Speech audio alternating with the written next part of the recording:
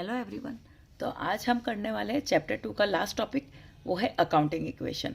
अब accounting equation क्या होता है, जो हमने सेकेंड या थर्ड लेक्चर में पढ़ा है कि assets is equal to capital plus liabilities. Now एक बार रिवीजन कर लेते हैं, क्या असेट होता है, क्या कैपिटल होता है और क्या लाइबिलिटीज होता है। जब हम आगे जाके जब फाइनल अकाउंट्स बनाएंगे तो उसमें हम बैलेंस शीट बनाते हैं। तो बैलेंस शीट में एक तरफ लाइबिलिटीज लिखी जाती है और एक साइड असेट लिखा जाता है। अब लाइबिलिटीज में क्या क्या चीज़ें होती है, एक तो ओनर ने खुद ने कितना पैसा लगाया वो लिखा जाता है, हमने बाहर से पैसा अरेंज करके लाया है, लोन वगैरह वो लिखा जाता है, या किसी को भी पैसा पे करना बाकी है, किसी को भी पैसा पे करना है, उसे कुछ ना कुछ सामान लाया है वर्थ वैल्यू। सपोज अगर मैंने क्रेडिटर्स किसी से रॉ मटेरियल 1 लाख रुपए का लाया लेकिन उसे हमें पे करना बाकी है, तो इनडायरेक्टली हमें लोन भी चुकाना होता है। क्रेडिटर से सामान लाया तो उसे भी पैसा चुकाना है, और कैपिटल जिसने भी पैसा लगाया है ओनर ने, तो उसका भी पैसा उतना उसको रिफंड होना चाहिए, बिकॉज दोनों सेपरेट एंटिटी है। तो this is known as liability. Future में ये सारा पैसा हमें चुकाना है, that is known as liability. ये एक जिम्मेदारी है कि ये सारे पैसे हमें चुकाने पड़ेंगे। हमने पैसे लाए हैं या सामान लाया है, बट हमें ये चुकाना है, ये हमारी जिम्मेदारी है, दैट इज लाइबिलिटीज। और हम लाते क्यों है इतना पैसा, लोन से लाएंगे क्यों, या क्रेडिटर्स से रॉ उधार पे क्यों खरीदेंगे कुछ चीज़ें। तो ये चीज़ों का हमने कहाँ यूसेज करते हैं, असेट के लिए। और मैंने कैपिटल लगाया है या लोन भी लाया है तो क्यों लाया है, ताकि मैं बिजनेस के लिए फर्नीचर खरीद सकूँ, बिल्डिंग चाहिए, या मैं अगर क्रेडिटर से उधार पे सामान भी ला रही हूँ तो वो मुझे मेरे बिजनेस में स्टॉक तो चाहिए बेचने के लिए, उसके लिए रहेगा। इवन कैश में इमरजेंसी के लिए पैसा रखूँगी खुद के पास, बैंक के अकाउंट में भी मैं थोड़ा बहुत बैंक के अकाउंट में भी थोड़ा बहुत पैसा रखूँगी लिक्विडिटी के लिए, इमरजेंसी के लिए। तो ये सारी चीज़ें असेट काउंट होती है, ठीक है। लाइबिलिटीज़ में कैपिटल जो ओनर्स का फंड होता है, प्लस जिसको भी पैसा चुकाना बाकी है, किसी से लोन लिया है, किसी से सामान लिया है, किसी से सर्विसेज लिए हैं, लेकिन अभी तक उसको पैसा चुकाना है, हमारी जिम्मेदारी, वो सारी लाइबिलिटीज़ होती है। और असेट क्या होगा, ये सारे जो पैसे हमने अरेंज किए या हमने उधार पे जो रॉ मटेरियल लाया उसका यूसेज कहाँ पे किया, वो सारी चीज़ें असेट में काउंट होगी, ठीक है। तो असेट का जो ये टोटल होता है वो कैपिटल प्लस लाइबिलिटी का मिलके जो टोटल होगा उतना होना ही चाहिए। This is nothing but accounting equation, asset should be equal to capital plus liability. तो इस पर एक छोटा सा सम देख लेते हैं हम लोग, just see, this is accounting equation. यहाँ पे ट्रांजैक्शन होगा, कोई क्वेश्चंस हो गए, उसका असेट कॉलम का जो भी अमाउंट होगा वो इन दोनों का अकाउंट का मिलके अमाउंट होना चाहिए। For example now starts, Neema started business worth cash ₹60,000। Neema started business with cash. अभी नीमा ने पैसे लगाए हैं तो वो ओनर्स कैपिटल हो गया, तो हम कैपिटल में 60,000 लिखेंगे। इसमें लाइबिलिटी है नहीं है। और asset, cash is always counted in asset. अगर आपको मॉडर्न रूल पता हो गए तो मॉडर्न रूल के हिसाब से कैश और बैंक असेट में काउंट होते हैं, हमेशा याद रखना। तो वो हम कैश को 60,000 इसमें लिखेंगे क्योंकि ये इंक्रीज हुआ है, हमने पैसा बिजनेस में आया है तो हमारा कैश बढ़ा है, तो दैट इज 60,000। फिर हम लोग यहाँ जो भी है उसका प्लस माइनस करेंगे। अभी फर्स्ट ही एंट्री तो कुछ प्लस माइनस है नहीं। Asset is 60,000, liabilities is 0 and capital is 60,000। तो इक्वल टू की साइन है, यहाँ पे भी 60 है और इन दोनों का टोटल करके भी 60,000 है। Next is purchase goods from Verma worth 10,000 rupees. अभी ये हमारा बिजनेस है और ये वर्मा है, हमने इससे क्या किया, गुड्स परचेज किया है, तो हमारे पास क्या आया है, गुड्स आया है। अब हमें इससे पैसा चुकाना है, हमें इसे पैसा चुकाना है, तो ये हमारा क्रेडिटर हो गया। तो क्रेडिटर्स मतलब जिसको पैसे चुकाना है, जिम्मेदारी, मतलब उसे लाइबिलिटी कहा जाता है। तो क्रेडिटर्स हो जाते हैं हमारे लाइबिलिटीज़ में लिखेंगे 10,000। अब हमारी उधारी चालू हो गई है और हमारे बिजनेस में 10,000 का स्टॉक आ गया बेचने के लिए, तो ये हम प्लस करेंगे, ये स्टॉक है, गुड्स है जो आए हैं, ठीक है। तो 60 + 10 कितना हो जाता है, 70,000 इक्वल टू लाइबिलिटीज 10,000 हो चुकी है हमारे पास अभी, और कैपिटल हमारा लगा हुआ कितना है, 60,000, इसमें प्लस की साइन है, ठीक है। Now next, sold goods to Verma 70,000। अब हमने क्या किया है, गुड्स सोल्ड किए हैं कर्मा को 70,000।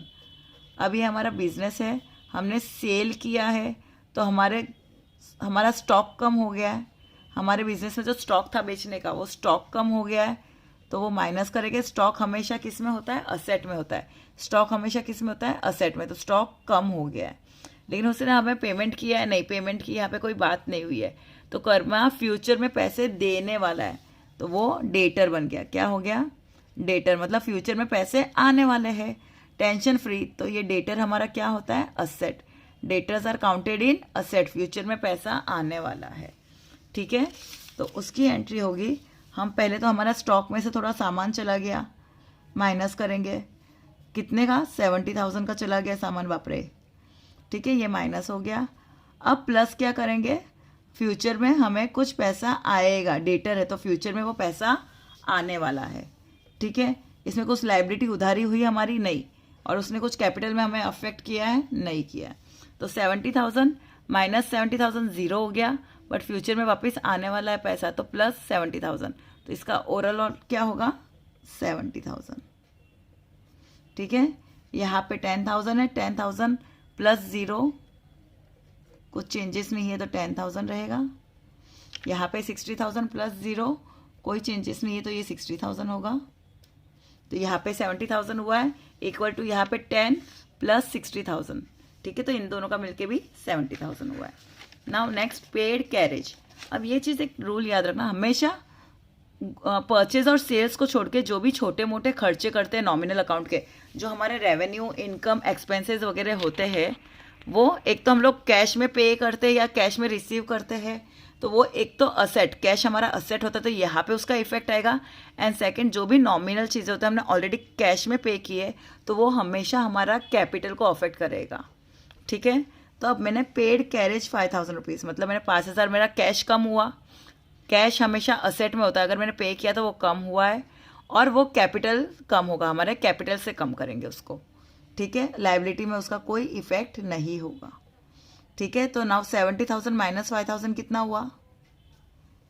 65,000 इक्वल टू लाइबिलिटी में कुछ फर्क नहीं आया है, प्लस कैपिटल 5,000 से कम हो जाएगा तो कितना हो गया है? 55,000। तो ये 65,000 इज इक्वल टू 10 प्लस 65,000। ये इक्वेशन टोटलिंग बराबर होनी चाहिए, वरना सम रॉन्ग है। Now rent received. Rent received मतलब हमें कैश मिला है, कैश हमारा असेट होता है तो कैश मिला है तो हम लोग प्लस करेंगे। 2,000 आया है ना हमारे पास पैसा, तो प्लस करेंगे। और ये जो भी छोटे मोटे इनकम मिलते हैं वो हम किस में बताते हैं? कैपिटल में, हमारा प्लस 2,000 बताएंगे। छोटे मोटे रेंट मिला, इंटरेस्ट मिला, कमीशन मिला, ऐसा कुछ होगा तो वो प्लस करेंगे कैपिटल से। वो लाइबिलिटी से तो लेना देना है ही नहीं उसका, एक तो कैश से लेना देना है, सेकंड कैपिटल से लेना देना है। तो हम लोग इधर प्लस 2,000 करेंगे एंड कैपिटल में प्लस करेंगे। ठीक है, तो इट गोज 65,000 प्लस 2,000, 67,000 इक्वल टू यहाँ पे कुछ भी नहीं है, ज़ीरो। ठीक है, और यहाँ पे प्लस 2,000 है तो 55, 56, 57,000 हो गया। Sorry it's 5, okay, 57,000। तो 67,000 is equal to 10,000 plus 57,000 is equal to 67,000. Now see, two important this withdrawn cash for personal use. अगर पर्सनल यूज़ के लिए हमने पैसे निकाले हैं तो कैश निकाले हैं, मतलब वो तो हमारा कैश कहाँ पे आता है? असेट में आता है, तो उसमें से माइनस करना ही है। पर्सनल यूज़ के लिए किया है तो वो हम कैपिटल से माइनस करेंगे। मैंने जितना कैपिटल लगाया था उसमें से कुछ पैसा मैंने निकाल दिया बिजनेस से, तो वो हमारे कैपिटल को इफेक्ट करेगा। ठीक है, तो कैपिटल में से वो 3,000 माइनस कर देंगे। Now 65 minus 3 it goes to 64,000। यहाँ पे कुछ नहीं है तो 10,000, और यहाँ से माइनस करेंगे हम लोग 57 माइनस 3 54,000। ठीक है, और एक लास्ट थोड़ी सी मैंने अलग एंट्री ली है, देखो, sold goods costing 12,000 at a profit of 2,000। Now हमने गुड्स सेल किए हैं, ये हमारा बिजनेस है, इसमें से गुड्स सेल किए हैं। ठीक, तो गुड्स बाहर गए। गुड्स कितने वैल्यू के बाहर गए? 12,000 की उनकी वैल्यू थी जो बाहर गए गुड्स। ठीक है, हमारे में कैश कितना आया है? 14,000 आया है। ठीक है, चलो अभी ये दो एंट्री करते फिर मैं बताती हूँ क्या करते हैं। अब मेरा गुड्स जो गया है वो कितने 1,000 का गया है? 12,000 का गया है। और आया कैश किस में आता है? असेट में। मेरे पास पैसा आया है ना, तो उसे हम प्लस करेंगे। प्लस कितना करके पैसा आया कितना है? 14,000, क्योंकि 12,000 की चीज़ थी, मैंने उसके ऊपर 2,000 प्रॉफिट ऐड करके 14,000 में सेल किया, तो पैसा आया है 14,000। तो अगर मैं इन दोनों को प्लस माइनस करती हूँ तो इट बिकम्स 66,000, राइट। 12 माइनस करेंगे और 15, मतलब 2,000 का चेंजेस है ना, 66,000। ठीक है, यहाँ पे लाइबिलिटी में तो कुछ फ़र्क नहीं आया है। अब जो 2,000 का चेंज है वो कहाँ लिखेंगे हम लोग? जो भी थोड़ा सा प्रॉफिट या लॉस होता है बिजनेस में, जो भी प्रॉफिट या लॉस होता है, भले ये गुड्स जल गया, एक्सपेंसेस हो गया, प्रॉफिट लॉस जो भी होते हैं, एक्सपेंसेस या इनकम, वो सारा कैपिटल को इफेक्ट करता है। तो 2,000 का डिफरेंस है वो कैपिटल में ऐड करेंगे हम, क्योंकि हमारा कैपिटल बढ़ा है। अगर हम पर्सनल यूज़ के लिए अगर पैसे निकालते हैं और उसको हम कैपिटल में इफेक्ट करते हैं, तो हमारा अगर कुछ प्रॉफिट भी होता है तो वो कैपिटल को इफेक्ट करेगा हमेशा। ठीक है, तो 54 plus 2,000 56,000 and this is 10,000।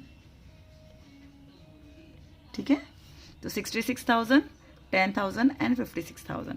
I hope you understood the sum थोड़ा बहुत. If you want more sums on accounting equation, you can message me. Thank you. Bye bye.